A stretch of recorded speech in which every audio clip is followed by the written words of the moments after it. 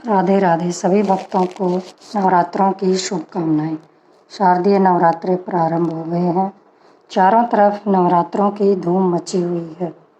सभी दुर्गा पंडालों में माता रानी की आकर्षक प्रतिमाएं विराजमान हो गई हैं।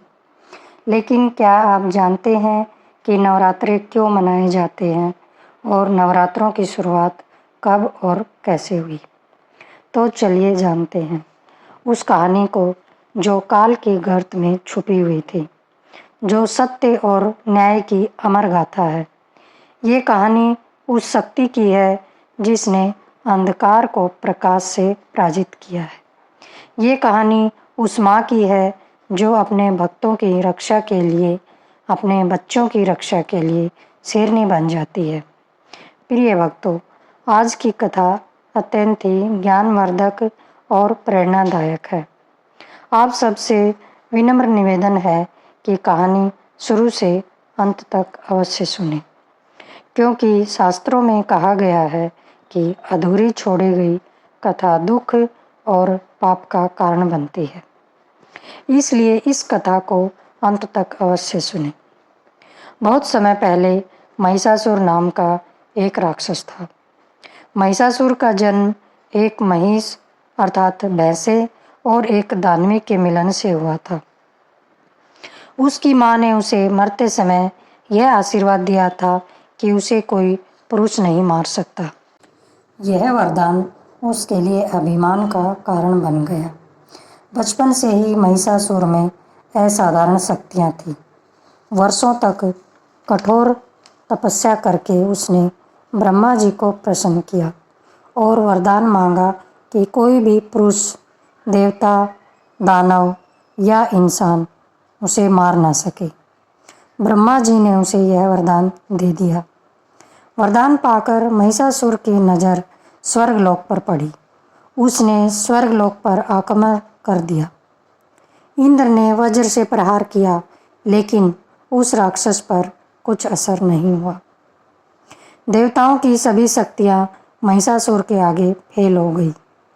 अंत में देवता स्वर्गलोक छोड़कर भागने पर विवश हो गए। महिषासुर ने स्वर्ग पर अधिकार कर लिया और इंद्र के सिंहासन पर बैठकर पूरे संसार में हाहाकार मचा दिया। चारों तरफ विनाश ही विनाश दिखाई पड़ रहा था। स्वर्ग से निकाले गए देवता इधर उधर भटक रहे थे। उनकी दशा बड़ी ही दयनीय थी। इसके बाद सभी देवता एकत्र होकर भगवान शिव की शरण में आए। भगवान बोले, संसार में सबसे बड़ी शक्ति माँ है, इसलिए हमें माँ की शरण में जाना होगा। सभी देवताओं ने निर्णय लिया कि वे आदि शक्ति भवानी की वंदना करेंगे। माँ से प्रार्थना करेंगे कि हे माँ, हमारी सहायता करो, हमें इस दैत्य से छुटकारा दिलाओ। हमें अहंकार ने अंधा बना दिया था, हमारी रक्षा करो माँ। हमें एहसास हो गया है कि हम तुम्हारे बिना कुछ भी नहीं हैं।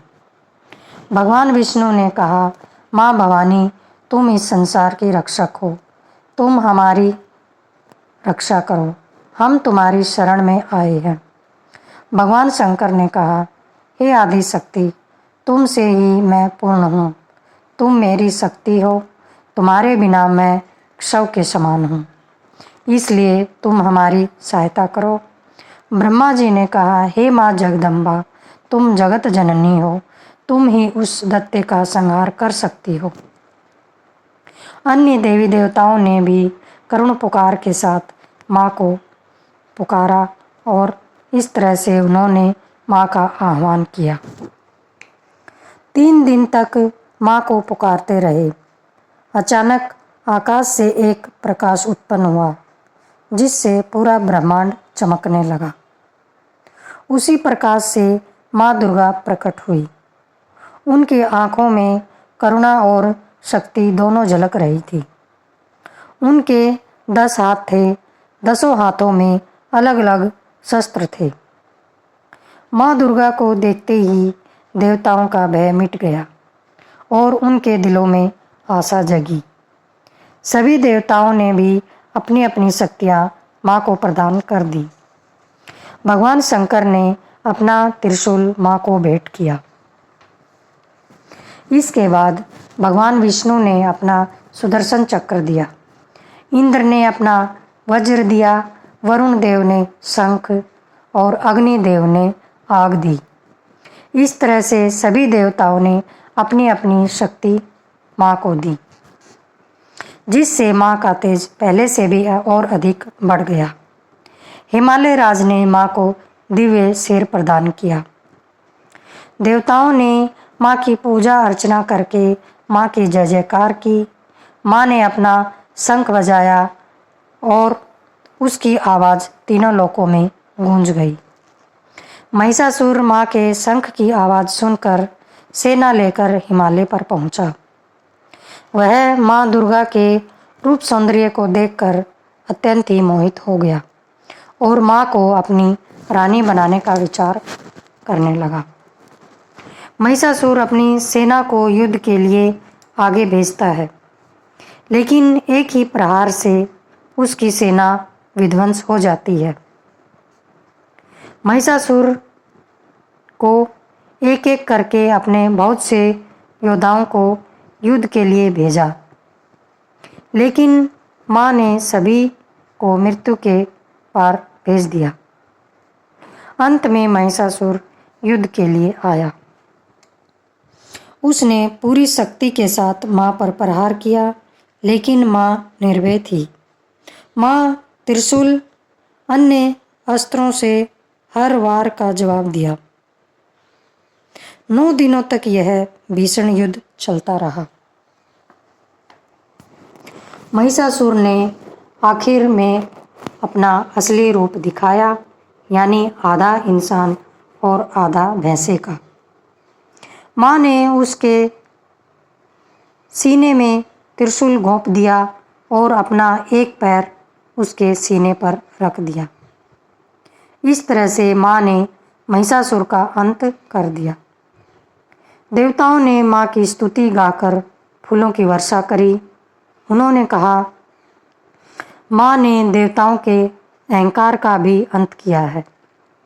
शिव जी ने कहा कि शक्ति के बिना शिव शव के समान है। माँ ने सभी को आशीर्वाद दिया और कहा, जब जब धरती पर अंधकार और बुराई बढ़ेगी वे फिर आएंगी। इस खुशी में लोगों ने माँ की मूर्ति बनाकर माँ की पूजा अर्चना की।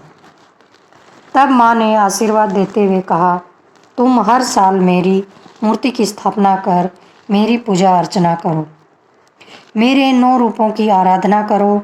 माँ ने कहा, पहले 3 दिन माँ दुर्गा की पूजा करना, फिर अगले 3 दिन माँ लक्ष्मी की और अंत के 3 दिनों में माँ सरस्वती की पूजा करना। माँ ने बताया कि यह पर्व केवल मेरी पूजा का ही नहीं है, बल्कि यह बताता है कि कैसे बुराई को अच्छाई से हरा सकते हैं। माँ ने बताया कि इन 9 दिनों में व्रत भी करना चाहिए। माँ ने अपने 9 रूपों के बारे में भी बताया। सभी रूपों की पूजा क्यों करनी चाहिए यह भी बताया। महिषासुर के वध से सभी को माँ की शक्ति का एहसास हो गया। उन्होंने जान लिया कि नारी शक्ति क्या है। धीरे धीरे नवरात्रि पूरे देश में मनाई जाने लगी। यह कथा यहीं पर समाप्त होती है, लेकिन नवरात्रि हमें यह सिखाती है कि जीवन में कठिन से कठिन हालातों में भी हमें हिम्मत और विश्वास को बनाए रखना चाहिए, तो हम किसी भी परेशानी को हरा सकते हैं। आज की यह कथा आपको कैसी लगी आप सब मुझे कमेंट करके अवश्य बताएं, और अगर आप मेरे चैनल पर नए हैं तो मेरे चैनल को सब्सक्राइब ज़रूर कर लें। जय माता दी।